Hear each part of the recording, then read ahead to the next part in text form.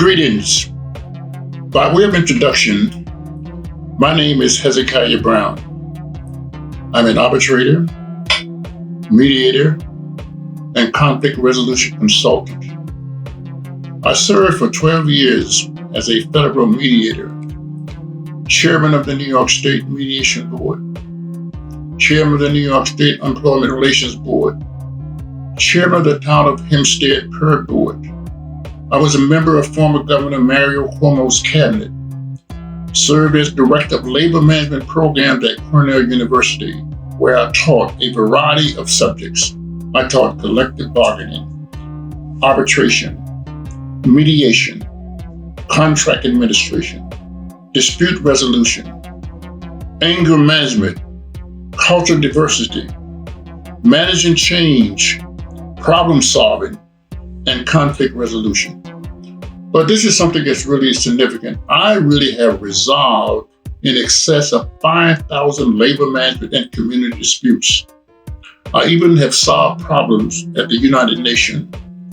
I have traveled to Europe and taught the Russians of a form of resolving disputes in the labor management area. Mediated and arbitrated disputes in the Virgin Islands and Puerto Rico. I recently celebrated 50 years as a peacemaker and will appear in Who's Who in America this year. I say all of that to say to the American public that I am sick and tired of being sick and tired. There is so much conflict, not only in our communities, but so much in the world, so much in the country. And the sad part about all of this, there are very few people coming up with solutions. We become experts at really defining the problem, but very few folks are talking about the solutions. We have to learn to how to resolve disputes.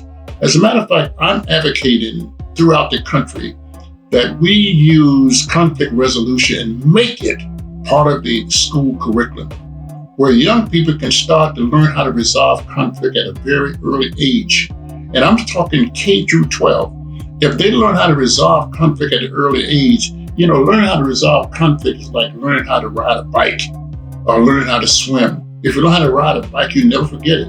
If you learn how to swim, you never forget it. So we want to plant the seeds of growth in terms of conflict resolution in the school curriculum throughout the United States of America.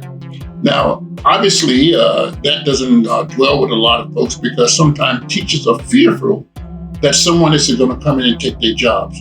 So we've came up with this program wherein teachers will not be fearful that someone from the outside is going to take their jobs. So what we will do is train teachers, possibly 2 teachers in each school, train them how to resolve conflict, because there's also conflict among the administrators, among the teachers, among the teachers and administrators. There's also conflict among the children. So what we want to do is start to address conflict resolution as part of this whole society. And how do we resolve conflict? How do we respect each other? How do we deal with conflict? And most of all, how do we manage anger? Because I think that's one of the major things. Really nothing happens to someone get angry, but how do we manage anger? Because something is happening in our community that is happening in no other community. You know what's not happening? Because it's our children that are dying. Every single day, some of our kids are dying on the streets. And I have some significant numbers here that I want to read off to give you the numbers of what's happening in our community with our African-American children.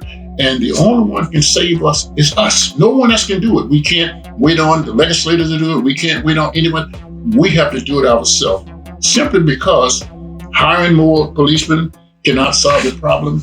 Building more jails cannot solve the problem. That's a proven fact here. Passing more legislation cannot solve the problem because our young Black kids are dying every single day. Listen to these numbers I'm going to give you. Young Black American ages 15 to 34 experience the highest rate of gun homicide across all demographics. Black Americans are 10 times more likely than white Americans to die by gun homicide. In 2018, young African American males accounted for 35% of youth arrests in the United States. Even though they only represent, of all the U.S. children, 15% of all the U.S. children. In 2017, the FBI recorded a total of 625,099 arrests of individuals below 18 years of age, which included 218,048, 34.9% African Americans. 16% of youth incarcerated nationwide are African Americans. The Citizens Project stated by state analysis showed that in 6 states, African American youth are at least 10 times likely to be held in placement as are white youth. African American children are 5 times more likely than white youth to be incarcerated.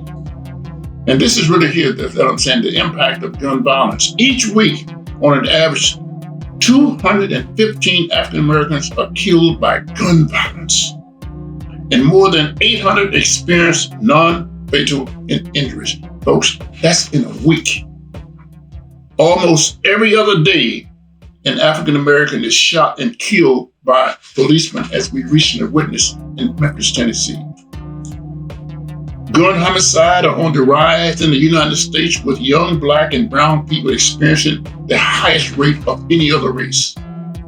In 2020, 12,179 Black Americans were killed with guns, compared with 7,286 white Americans.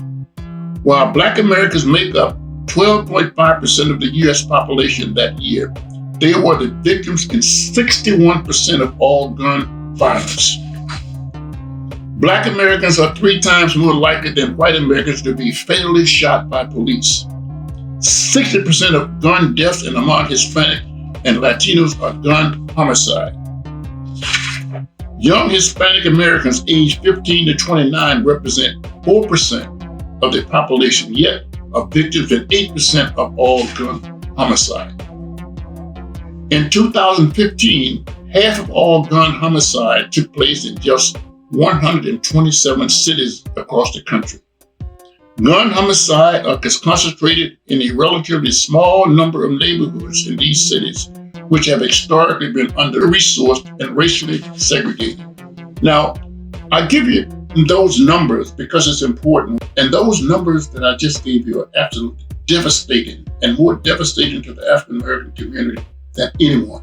This is serious stuff, folks.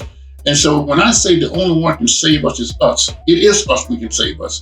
We cannot wait on someone else to do it. We cannot wait on school boards across the country to say, well, we don't have money to deal with conflict resolution. We have to go out to school board members and insist that this take place, because if not, it's not going to be many of us left. Now, the reason I'm saying this is because recently in 2022, there was an infrastructure bill passed and signed into law by the president, $1.2 trillion.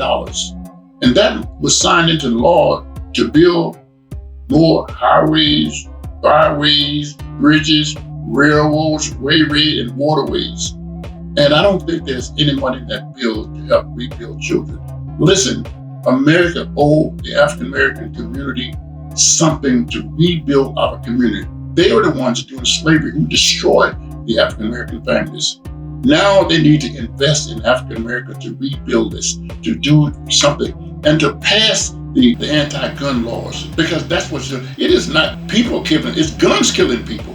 So we need to address those issues. So I would offer to you that there's something that we can do about it, and nobody can do it but us. So we're looking to rally around the issues that take place, and not only that, but defining the problem and then coming up with solutions. Thank you.